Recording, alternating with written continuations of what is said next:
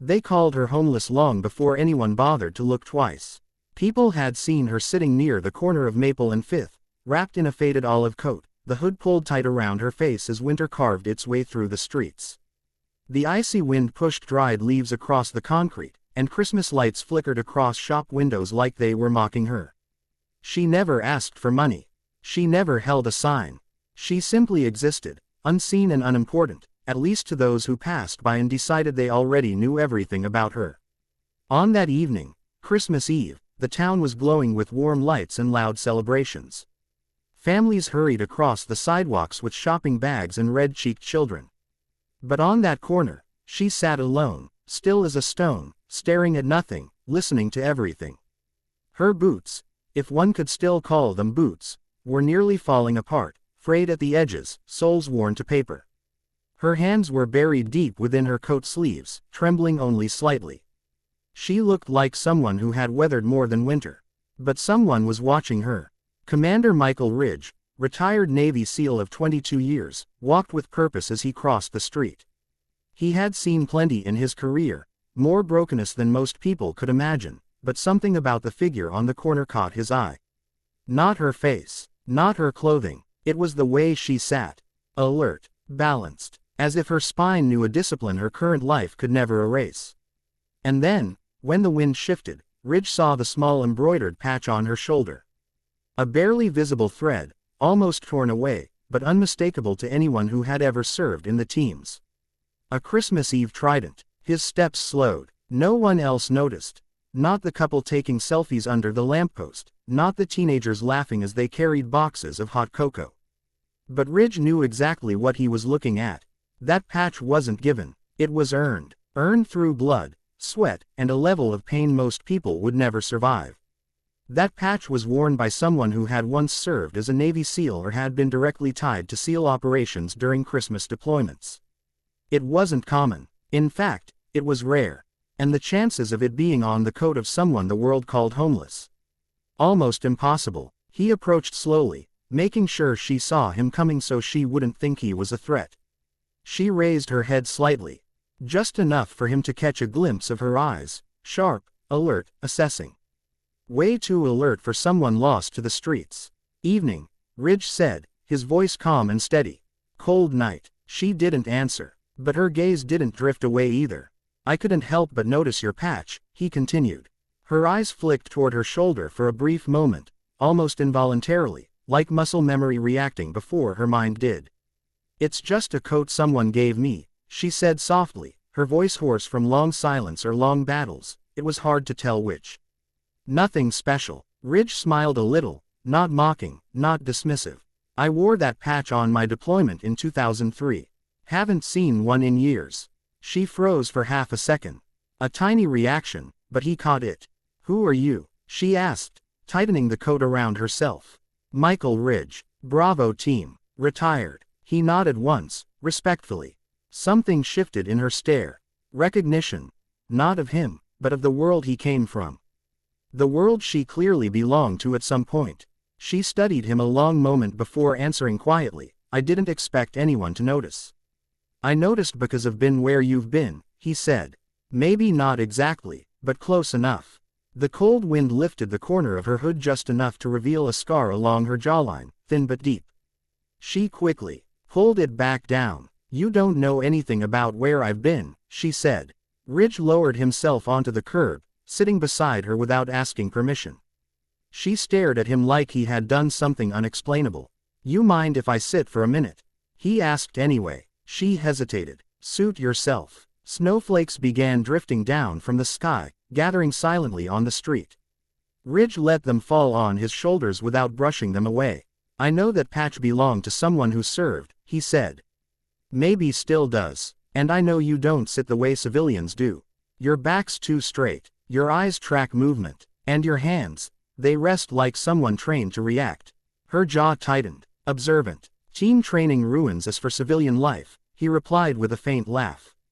Makes us see everything. Silence stretched between them. She finally whispered, I was trying not to be seen.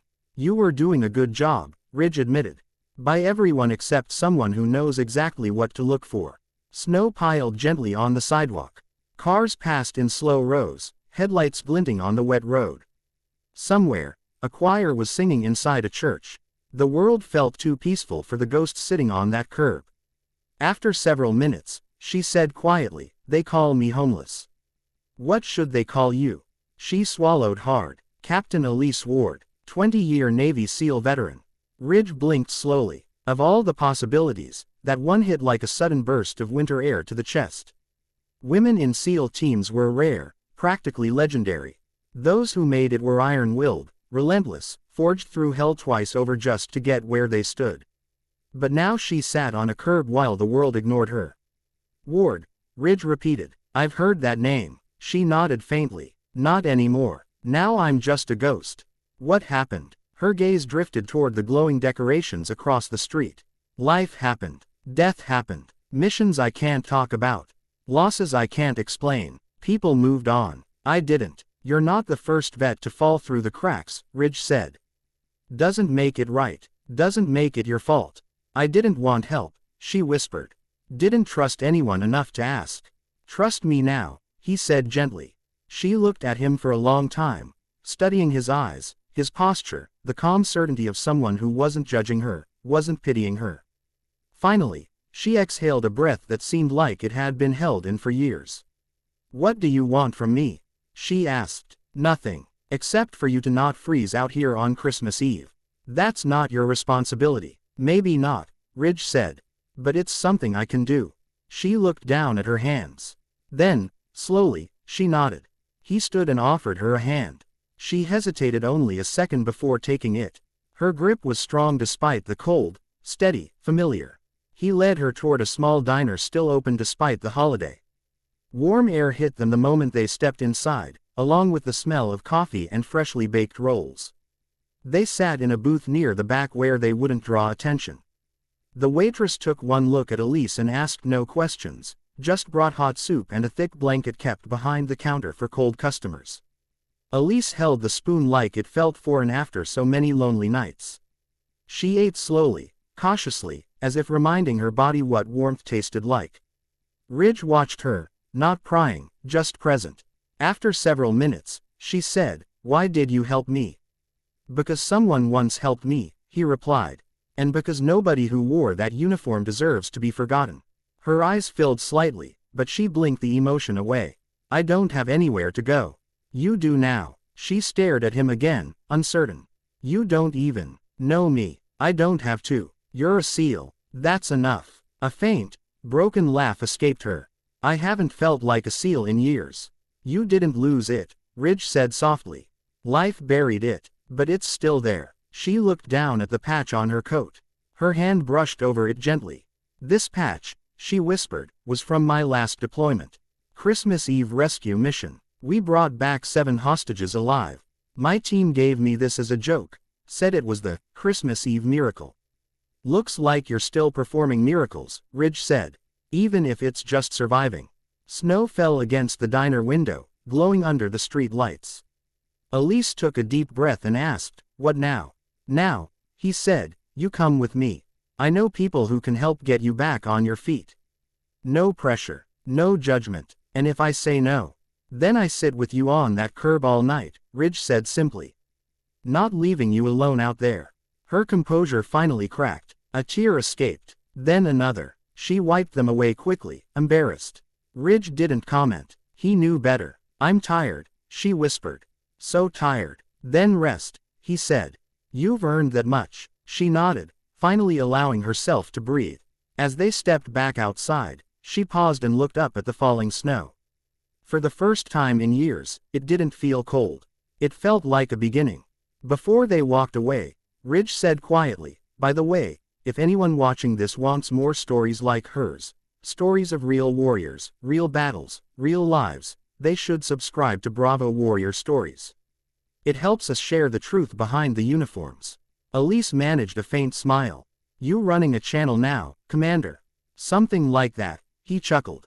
They walked together through the snow-covered street, leaving behind the corner where everyone had once called her homeless. But now, someone had called her by her real name again. Captain Elise Ward, and that made all the difference.